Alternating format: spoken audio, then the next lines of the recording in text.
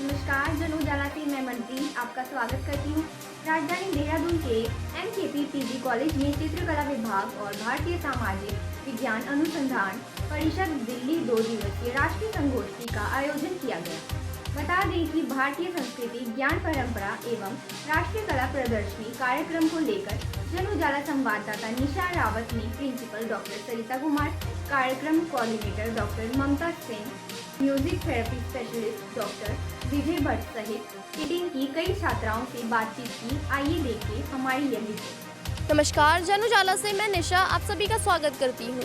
आज मैं मौजूद हूँ देहरादून के एमकेपी पीजी कॉलेज में और यहाँ भारतीय संस्कृति विषय पर कला प्रदर्शनी का आयोजन हो रहा है। आइए देखिए क्या है इस प्रदर्शनी में। आज हम मौजूद हैं डॉक्टर विजय कुमार भट्ट जी के साथ। तो सर, कला प्रदर्शनी में आए थे, तो इसके बारे में आप क्या बताना चाहते हैं? कैसा एक्सपीरियंस रहा आपका? ये जो कला प्रदर्शनी थी ये भारतीय ज्ञान परंपरा से संबद्ध थी और इसमें ये बताया गया है कि हमारी जो परंपरा है, परंपरा हमारी असल में बहुत पुरानी है। लगभग ये लगा लीजिए कि 5000 साल पुरानी, सामवेद के समय से।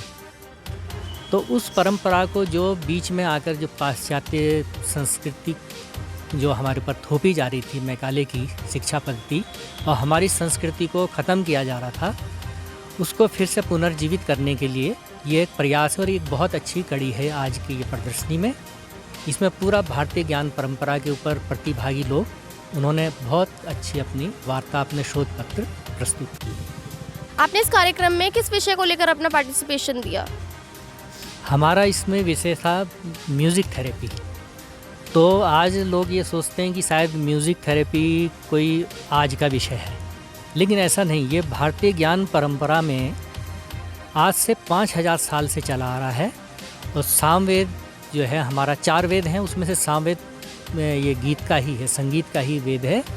उसमें म्यूज़िक थेरेपी के बारे में 7वें और 8वें श्लोक में, प्रथम मंडल के 7वें 8वें श्लोक में इस विषय में कहा गया है।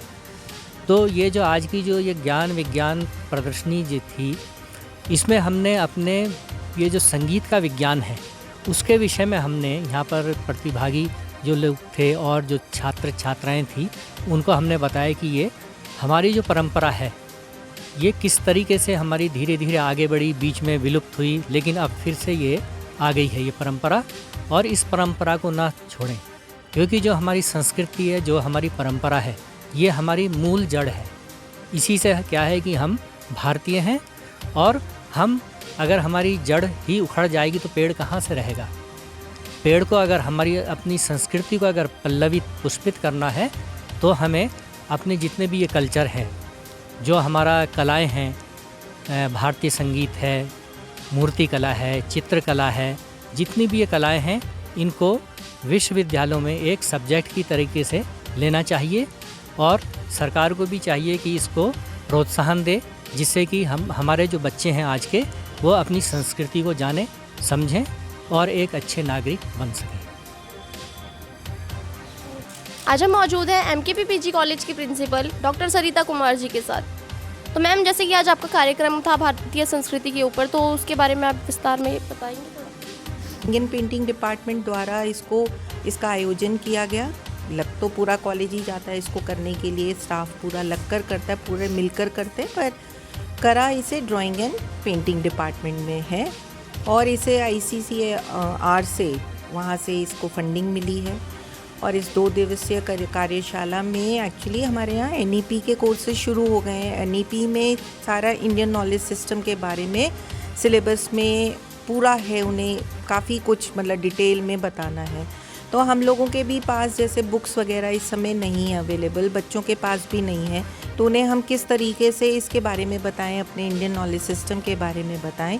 तो वहीं से हमारे डॉक्टर ममता सिंह के मन में आया कि एक NEP के इस टॉपिक के ऊपर एक कार्यशाला की जाए, जिसको उन्होंने ICSSR में अपना आवेदन दिया, वहाँ से अप्रूव हुआ। और ये 2 दिन का हमने संगोष्ठी कॉलेज में आयोजित किया, जिसमें अलग अलग टॉपिक्स के बारे में बातचीत हुई है। इंडियन नॉलेज सिस्टम जो NEP में भी है, उसमें भी एक ही पर्टिकुलर टाइप का नहीं है सिलेबस में, अलग अलग हर चीज़ के बारे में बच्चों को हमें बताना भी है। तो आई एम श्योर ये कार्यशाला इसी उद्देश्य से जो हमने की है उससे सभी को इससे लाभ मिला होगा। काफ़ी जगहों से हमारे विद्वान जन आए और उन्होंने अपने अपने जो भी उनकी एक्सपर्टीज़ थी उस पे उन्होंने अपना ज्ञान यहाँ पर बांटा है।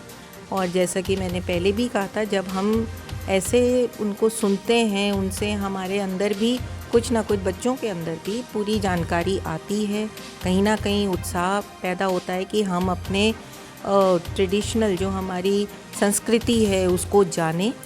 और पूरी उम्मीद है कि ये हुई तो काफ़ी सक्सेसफुल है और उम्मीद है कि जितने भी लोग यहाँ पे प्रेजेंट थे उनके अंदर ज़रूर इससे कुछ ना कुछ सबको कुछ ना कुछ सीखने को मिला होगा। ऊपर से ये प्रदर्शनी भी लगाई है जिसमें भी विभिन्न हमारे ट्रेडिशंस को ही लेकर और जो हमारे डिफरेंट आर्ट फॉर्म्स हैं उनको ही लेकर ये कला प्रदर्शनी भी लगाई गई है। जब सब लोग इससे रूबरू होते हैं, देखते हैं कि किस तरीके से करा, एक आपको अपने भारत देश से जुड़ने का मौका मिलता है। मैम, आजकल की युवाओं को आप किस तरह से उद्देश्य देना चाहेंगे? आर्ट्स में भी अपना बहुत अच्छा करियर बना सकते हैं। हाँ, फाइन आर्ट्स तो खैर है ही है, पर वही होता है कि जिसको अपना इंटरेस्ट होता है वही फाइन आर्ट्स में जाता है और जिसे है उसे ज़रूर इसमें करना चाहिए। इसमें तो करियर बनाने वाला वो भी नहीं है, आप तो इंडिविजुअल, अगर आप में है ये कला और ये आप ड्राइंग पेंटिंग वगैरह आपको आती है करनी, तो आप अपना पर्सनल अपना ही काम शुरू कर सकते हैं।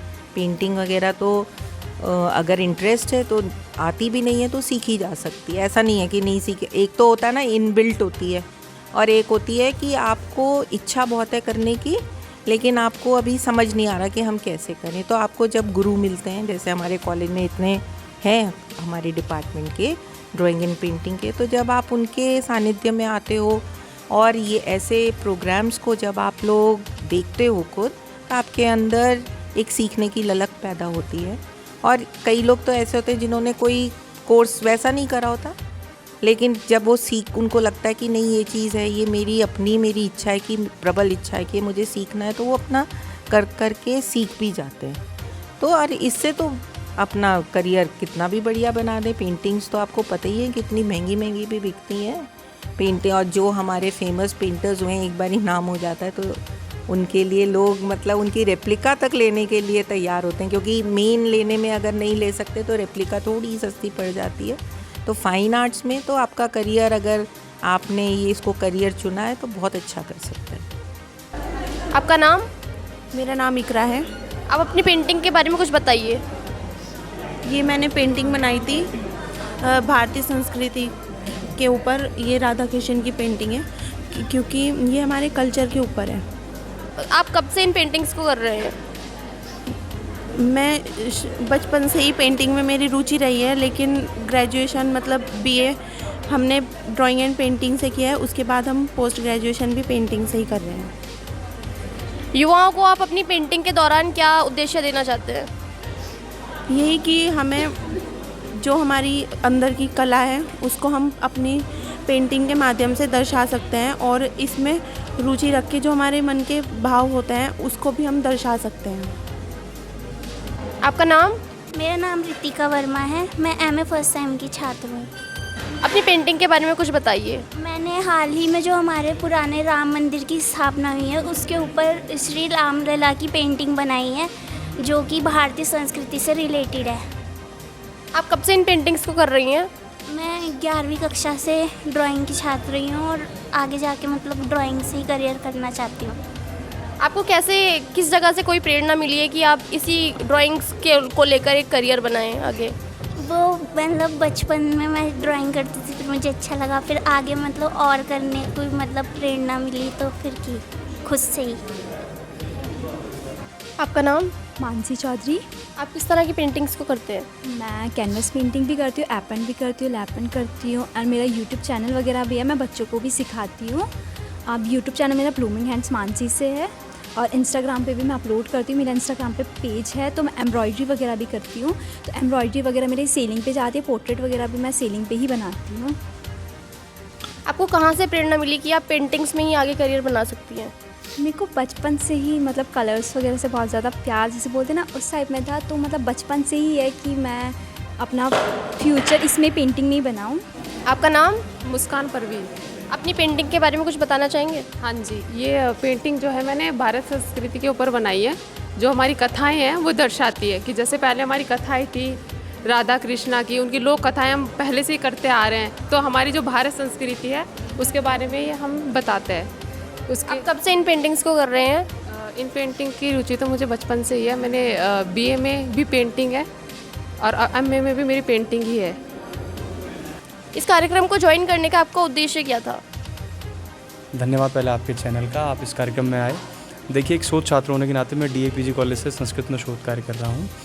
मेरा यहाँ पे टॉपिक था संस्कृत भाषा में विज्ञान के विषय पे चर्चा हुई है और बहुत अच्छा कार्यक्रम रहा है। और आपके चैनल के माध्यम से मैं रिसर्च स्कॉलर्स तक इस बात को पहुँचाना चाहता हूँ कि इस तरीके के आयोजन, ये संगोष्ठियाँ इसीलिए होती हैं ताकि एक तो जैसे इस कार्यक्रम का टॉपिक है भारतीय संस्कृति एवं ज्ञान परंपरा। पहले तो हम लोग अपनी भारतीय संस्कृति को पहचान सकें, ज्ञान परंपरा को जान सकें। दूसरी चीज़, इसमें यहाँ पे रिसर्च पेपर प्रेजेंट होते हैं और रिसर्च पेपर में जब लोग यहाँ पर आते हैं, उस चीज़ को सुनते हैं तो कहीं ना कहीं उस मैसेज को लेके जाते हैं।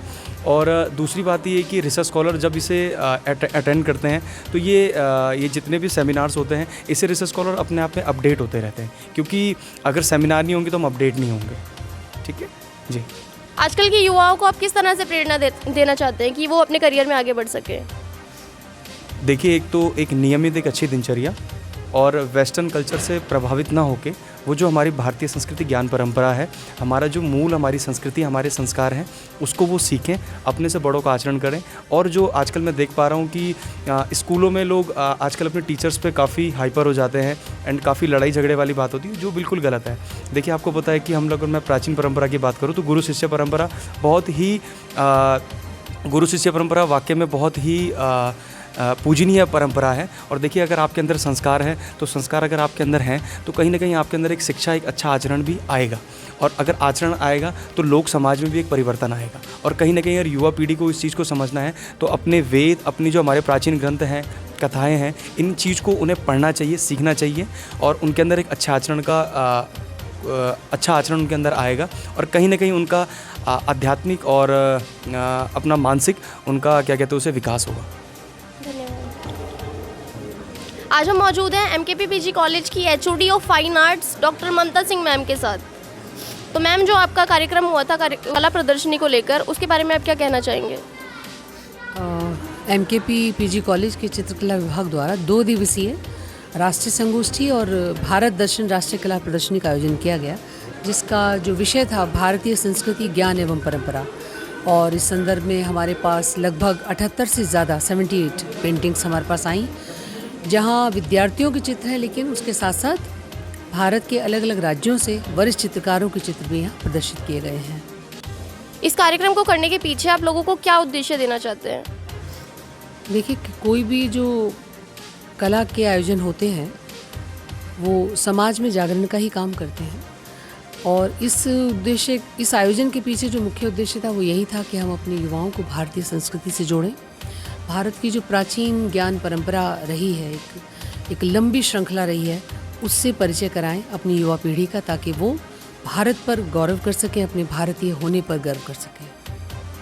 तो जैसा कि आपने देखा, सभी ने चित्रकला प्रदर्शनी को जमकर सराहा और भारतीय संस्कृति के संरक्षण हेतु भी युवाओं को प्रेरित किया। जन उजाला देखने के लिए आप सभी का धन्यवाद।